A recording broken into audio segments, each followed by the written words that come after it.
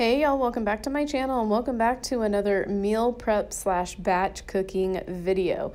So in this meal prep, it is a lot of stuff that we did have for Easter, but because we are living life in quarantine and we could not have an Easter get together, I knew we were going to have tons of leftovers. But who does not like ham and deviled eggs and cauli mash for leftovers? This girl happens to love it. So let's get in the kitchen and let's get to cooking. All right, so we are gonna start out with the deviled eggs. As you can see, my daughter is helping me out. And we have boiled the eggs prior. Those are actually the eggs that Toby and Celine colored. So that is why I do have a little bit of color to them. But we just took the yolks out of the middles. We did add a little bit of mayonnaise. I like to add some Dijon mustard to my deviled eggs. And then I also like to add a little bit of apple cider vinegar. And then of course we're gonna go in with the seasonings. I do like to add some salt, some garlic powder, and we are just going to smash that all up together, and then we give it a little taste test to make sure that it has enough of everything in there. Decided it did need a little bit more mayonnaise as well as just a hair more seasoning, so we did go in with just a little bit more salt. Gave it a stir and it was delicious after that. It was perfect. We like to pipe ours into our eggs. It's just a little bit easier in my opinion. So we just go in with a Ziploc bag. We cut the end off just like a little corner of the Ziploc bag, and then we pipe the egg yolks back into the egg whites, and these are absolutely delicious. So some of the eggs we did put a little bit of paprika on the top, and then others we decided to just leave plain. But this again was part of our Easter dinner. But like I said, we were not able to eat all of this, and obviously we were not able to have a get together, so we had lots of leftovers. Next up, I'm preparing a spiral sliced ham. I got this at Costco, and it's fully cooked, so basically you're just heating it up in the oven. I like to put it in my baking dish there. Do take off the little plastic piece that you will find when you take the wrapper off of the ham, and then I like to just put the flat part of the ham at the bottom of the baking dish. I don't add anything to this. I don't add any waters or anything, because as this heats up in the oven, it will make its own juices. So I cover it thoroughly with foil. Then I did preheat my oven to 275 degrees, and then I put it in there for a little over 2 hours to heat it up. Then next up, I'm gonna make my own glaze, because the glaze that the ham comes with is pure sugar, and we don't want that. This is actually Dat Keto Lady's recipe. I will leave her recipe in the description box below. It will take you right to her YouTube channel, but go down there to find all the measurements. But I am going to put in there some butter, some brown sugar. So half of that was from the Lakanto, and the other half is the Swerve brand that I'm going to be using, because I didn't have enough of the Lakanto, but it doesn't matter because it came out perfect. Another thing I'm going to add is sugar-free maple syrup. You can find ones with better ingredients. You can go to the Lakanto brand. They have amazing ingredients if you're not comfortable with the ingredients of the one that I'm using. But you just keep stirring and stirring. You bring it to a boil. Once it's at a rolling boil, I did go in with the pumpkin pie seasonings. Oh my goodness, you guys, this glaze is absolutely delicious. So again, came to a rolling boil. I backed the temperature down to low, as you can see there, and then I just kind of let it thicken up just a little bit, and then I put it all over the ham. Dat Keto Lady recommended that you did half of it over the ham, and then you put it back in the oven for around a half an hour. And then once that is finished, yank it back out, throw the second half of the glaze over the ham, and then put it back in the oven for around another half an hour. The second time I didn't really put it in for another half an hour, maybe like 15 minutes, but that was the finished product. Holy cow, the amount of compliments I got on this ham was amazing. Again, Dat Keto Lady, I will leave the exact YouTube video that I got this recipe from in the description box below. Click that link and it'll take you right to her channel with all of the measurements and the exact instructions. Definitely try this though, it was delicious. Next up, I'm going to be making some cauliflower mash, and this is ridiculously easy and so simple. First up, I like to steam my cauliflower until it is nice and soft, so that way obviously we can mash it.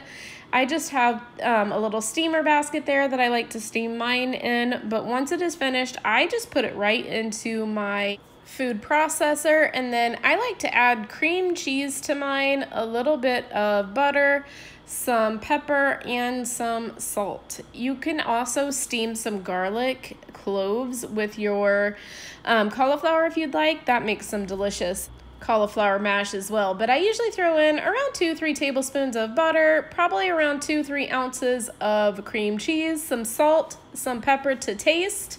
Again, you can add some onion powder, some garlic powder, whatever, but I just blend that up in my food processor, and that is the finished product. And oh my goodness, to me they taste pretty much like mashed potatoes. I honestly can't even taste the difference. They are delicious.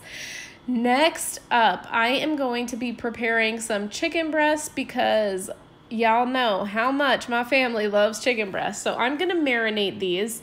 These are ones that I got at Bash's. These are some big chicken breasts, and they were still a little bit frozen, but that's okay. I marinated them anyway. So I threw in there a little bit of garlic, probably about 2-3 teaspoons of salt, around a teaspoon of pepper, and then I threw in there around 1/3 cup of chicken broth, as well as a little less than 1/3 cup, probably around 1/4 cup of olive oil, a dash of tapatio. Oh my golly, you guys, it is so good. Try it, definitely try it. The tapatio does not make it hot, just gives it flavor.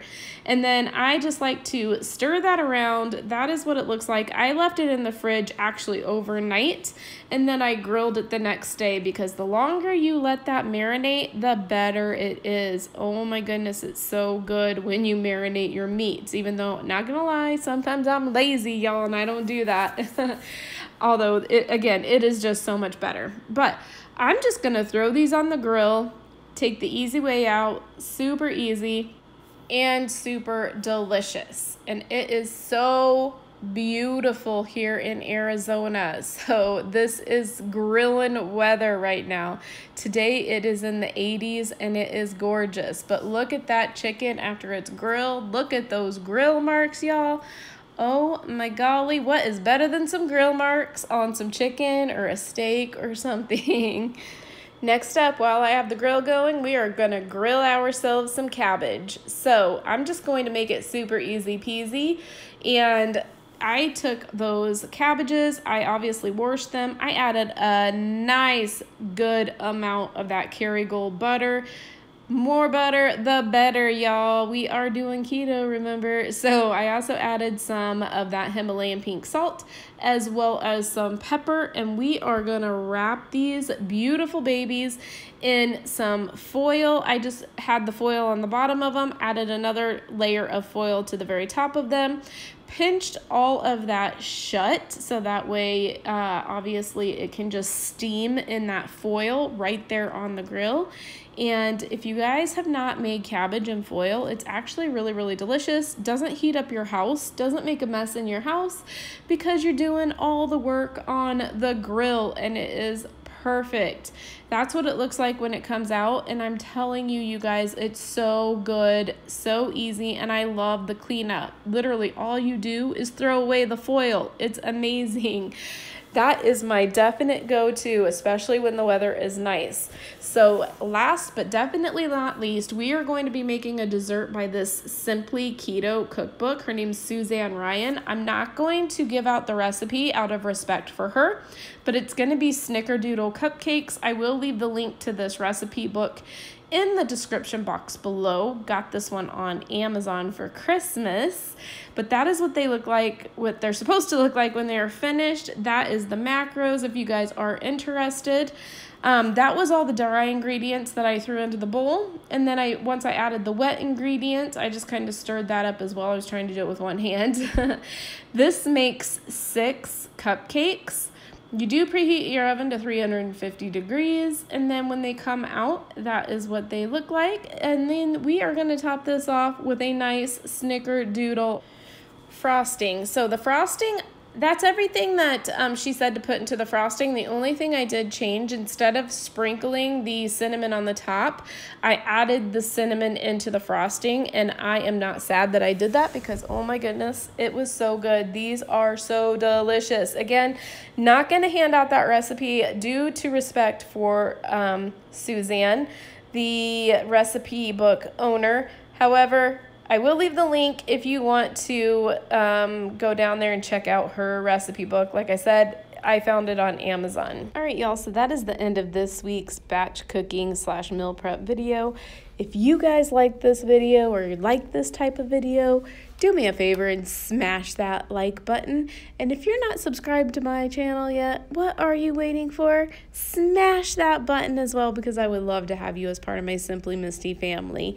Don't forget to go down to the description box, follow me on Instagram, and tag me on any of these recipes that you try. And also tag me and let me know what you guys are meal prepping, because I love to see what you guys are meal prepping, because y'all give me ideas as well.